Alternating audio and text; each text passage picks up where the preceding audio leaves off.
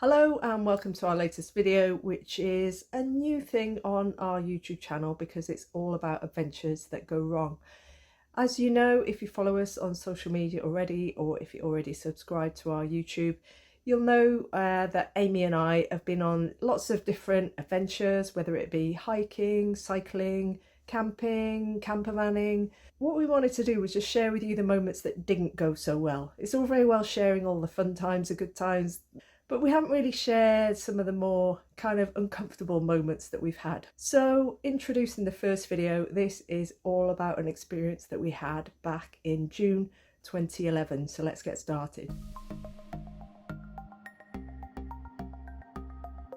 This adventure takes us all the way back to when we were living on the sunny island of Malta, a beautiful little island in the heart of the Mediterranean, rich in history, loads of lovely pretty little fishing villages, surrounded obviously by coastline as an island, amazing history and hundreds if not thousands of churches, including a huge one in the town where we lived called Mosta.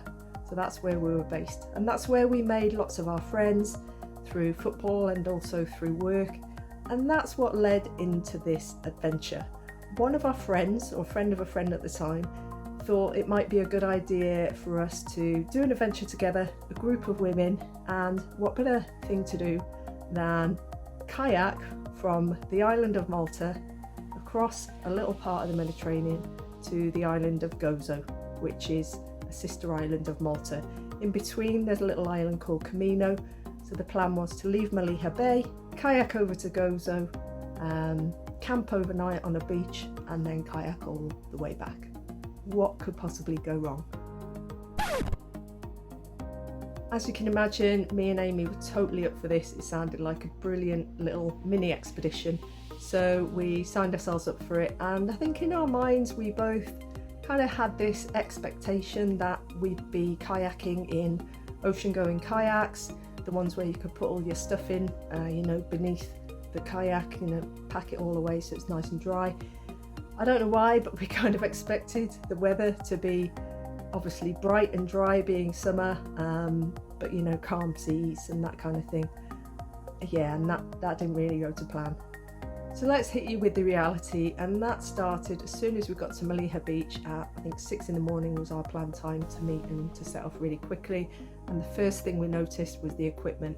We weren't going out in ocean going kayaks. We were going out in the oldest sit on top kayaks you could ever imagine.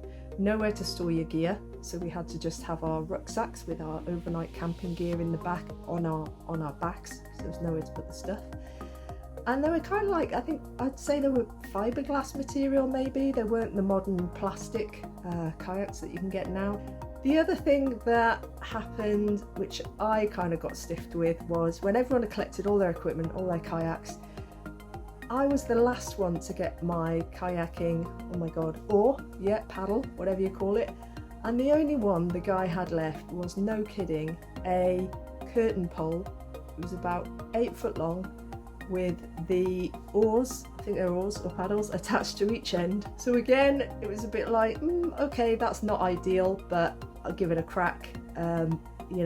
Up for anything, let's give it a go. Of course, I can kayak to Gozo with an 8 foot wooden curtain pole.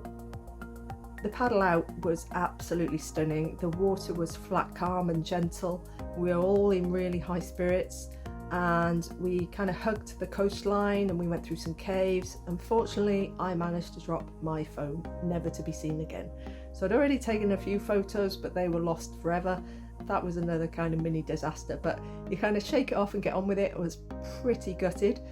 Altogether, the trip, kind of as the crow flies, was about 8 miles to get to the beach in Gozo that we were headed for, a beach called Sandblast Beach. And in our minds, 8 miles didn't seem like a lot, but in reality, when you look back and think, right, that's 8 miles powered by your arms, that's quite a long way, especially if you haven't done much kayaking before. Amy and I had experience before. We'd both done a bit on open water in the sea and lakes and rivers.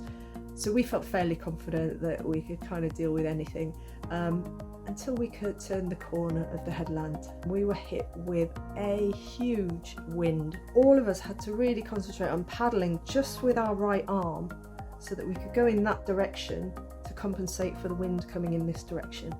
So that was a massive struggle. It was okay at first, but then the constant pounding of having to kind of grind out these, meters and miles across that open sea was just absolutely horrendous. And as you can imagine as well, the sea conditions changed. So where we were sheltered in the bay beforehand and where we've gone in and out of lovely pretty caves, we were obviously exposed, open to the elements, and we all really struggled in the sea conditions and the wind conditions to just keep on going. And it became a massive mental battle. Obviously with the wind you don't feel the heat as much, but Amy and I were covered head to toe in factor 50, and our friends on the trip were joking that we looked like Casper the Friendly Ghost because we had this thick white factor 50 all over us. But we knew that if it was a bright sunny day, then our skin would catch definitely, and also the sun would reflect up off the sea as well, so there'd be really no shelter, even though we had these nice wide brim cricket hats to try and keep the sun off us.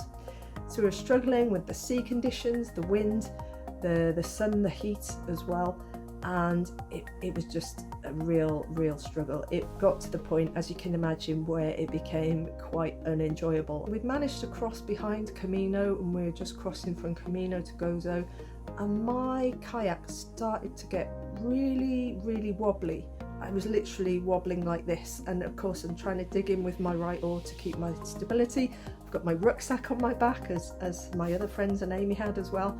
So I kind of put it down to just the conditions, thinking, I'm just struggling with the waves and the wind and everything like that, until I fell out of the boat, and then it was a real struggle to get back on. So I had help from some others around me, and it was just so unstable that I just couldn't figure out what was going on. As we managed to get around the coast of Gozo, we stopped off for a bit in some of the little inlets and islands. We stopped for a break, we stopped for a drink, we stopped to have some snacks. And that's when we inspected my kayak and found that it actually had a little hole on the underside. So it was just filling with water. There was like water sloshing around in the hole, so the water that had got in was just making it really unstable, and there was really nothing I could do about it. So we tried to empty some of the water from the little hole in the hull. But anyway, Amy volunteered then to take my kayak for the rest of the trip to try and get around to San Blas Bay. But we struggled with the wind still, and fatigue as well, and it was getting later and later in the day. So our trip leader took the unanimous decision with all of us by that point, because we were getting to I think about 6 or 7 in the evening by this point, and we all made the decision that we would abandon ship. In one of these little inlets, we all got our kayaks out, and that was difficult in itself because of the waves sloshing up against the rocks. It wasn't a beach that we were getting out on, it was literally hard rock. So each of us took turns to really paddle in fast, and then for someone else to grab the boat and drag it in, and then we got out and dragged each kayak up and away from the shoreline as best we could, away and up and out of the way of the waves. And we tied them all together with some rope that we had, and basically we abandoned them there. I personally was hoping that we'd never see those kayaks again, because we were absolutely beaten, we were spent, we were hot, we were bothered, we were fatigued, pretty emotional. It was a real big mental challenge to just even get to that point, to abandon the boats there.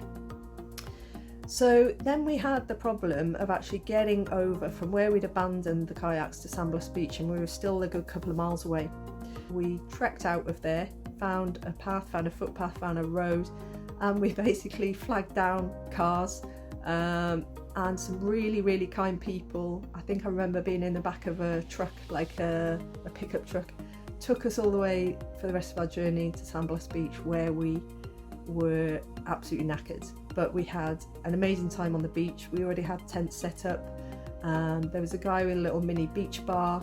We had some local beers, we had some barbecue, we had some food, we had some really good times, and we absolutely laughed and loved the journey that we'd had. It's that kind of, what do they call it, that type 2 fun, that type of fun where it's been absolutely ridiculous, it's been relentless, it's been energy sapping, but then when you've achieved kind of what you wanted to achieve. By the end of the day, you can sit back and think, you know what, that was worth it, that was fun. As you can imagine, physically and emotionally we were spent, but having a few beers around a campfire and sitting watching the sunset was a magical moment, and we all felt like we'd achieved a huge deal to get there. But it wasn't over. The next morning we woke up and there was the realisation that we didn't have anything for breakfast. I don't know how that happened. I can't remember any plans for breakfast or any, next day food or anything like that. I don't know if we'd thought that the beach bar might be open in the morning, but anyway, we left on empty stomachs and whatever little snacks we had left from the day before. So again, we had to trek / get lifts to make our way back to the point where the kayaks were, and I was praying that they'd either been washed away or been stolen. I didn't care. I just hoped that they were gone and that we could have caught a bus or a taxi down to the Gozo Channel ferry and got back to the mainland Malta that way, because I really didn't want to kayak another 8 miles back to mainland Malta. But unfortunately, all the kayaks were still there. I still had my big curtain pole. Amy volunteered to take my kayak back to the mainland, so I had hers. And we had pretty much the same problems all the way back with the wind direction pushing us away. So this time we all had to paddle down with our left hand because the wind was coming this way, similar to the day before. And again, it was just relentless, energy sapping. I don't think we stopped for breaks. I think we just ploughed on.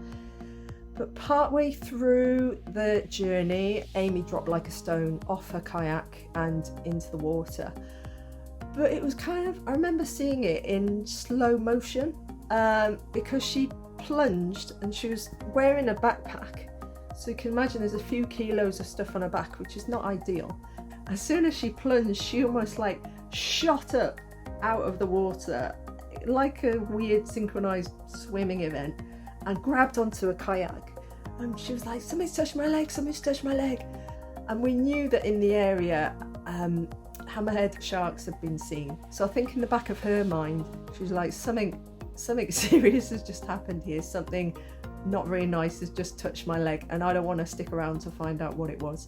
To this day we have no idea what it was. I don't know what Amy thought it was, but she wasn't going to stick around to find out, and that's the fastest ever jump back into a kayak that I've ever seen to this day. She was agile, put it that way. We made it back to mainland Malta. We made it to come around the headland and had our focus of Melliha Bay in our sights. It was a beautiful Sunday in the summer, so Melliha Bay was packed full of leisure boats, with yachts, with people swimming, diving. And I just remember paddling through all these boats and all these people thinking, oh my god, these guys are having such a great time and they've no idea what we've just experienced, what we've just put ourselves through. This is absolutely crazy. And when we actually got back and handed these kayaks back over, we were just absolutely run out of energy. And again, I seem to remember sitting around having a bite to eat before we all dispersed, and it was just a surreal experience. And I think if there are any lessons learned from this, we looked after ourselves in terms of sun cream. The equipment wasn't up to standard, so if we did it again, there's no way we'd go and sit on top kayaks. We'd have the ocean going kayaks and we could pack our kit away safely and securely. We'd obviously make sure that we had enough fuel for the journey there and for the journey back, and just think about knowing what to expect more in terms of what the potential conditions could be, how the weather could change at any moment, and how can we prepare for that, and not feeling rubbish about having to bail, having to abandon ship, having to maybe stop the trip a little bit earlier than planned. That wasn't a big deal. It's something that I think sometimes you've got to do for safety, for your own welfare. So yeah, a few lessons learned, but we still to this day look back on it with really, really fond memories. And never want to see another curtain pole again or another fiberglass sit on top kayak. So I hope you've enjoyed this adventure that went wrong, our kayak experience in Malta, and if you have, please like and subscribe to the channel because we've got a lot more adventures that went wrong coming your way.